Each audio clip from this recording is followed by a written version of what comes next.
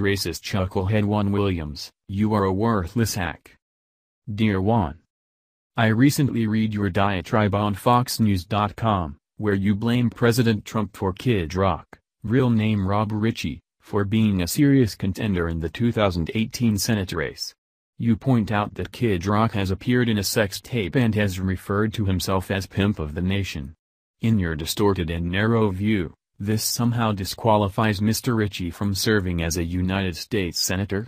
I suppose you think it's more acceptable for say someone like Anthony Weiner to send sexually explicit messages to underage girls.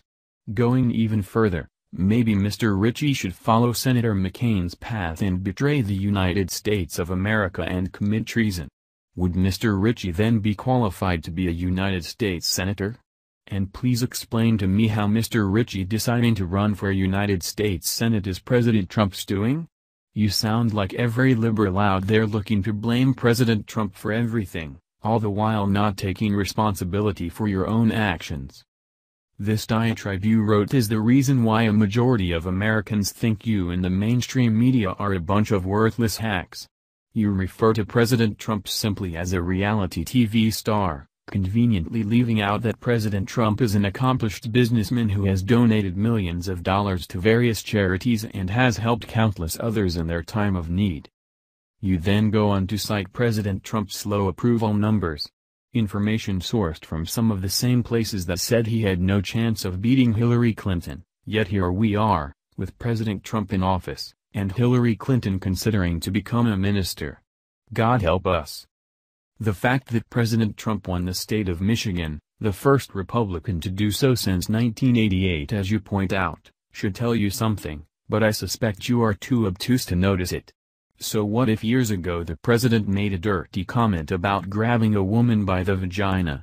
You expect people to believe you, and every other waste of space in Washington, D.C. has never told a dirty joke? And here is a tip.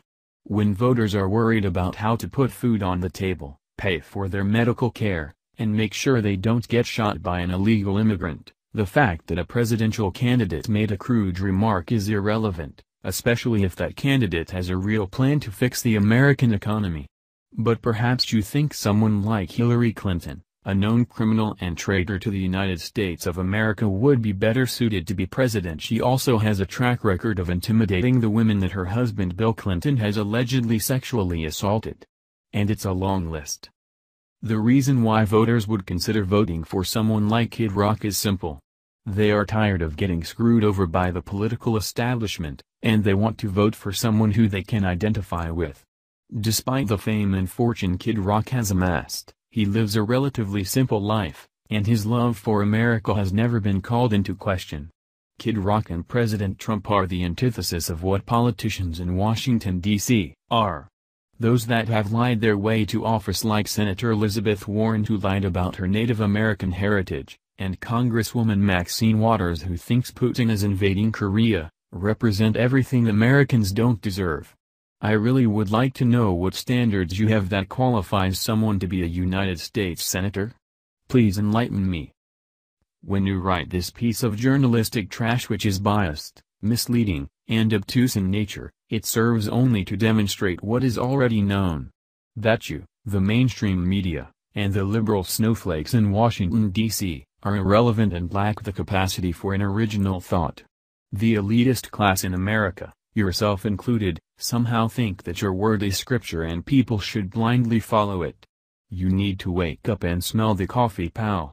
Americans are tired, and we are taking our country back. There was a time that journalists in the mainstream media had integrity and standards. Now it is all about sensationalism and placing blame. You and the rest of your co-workers should be ashamed of what you have become.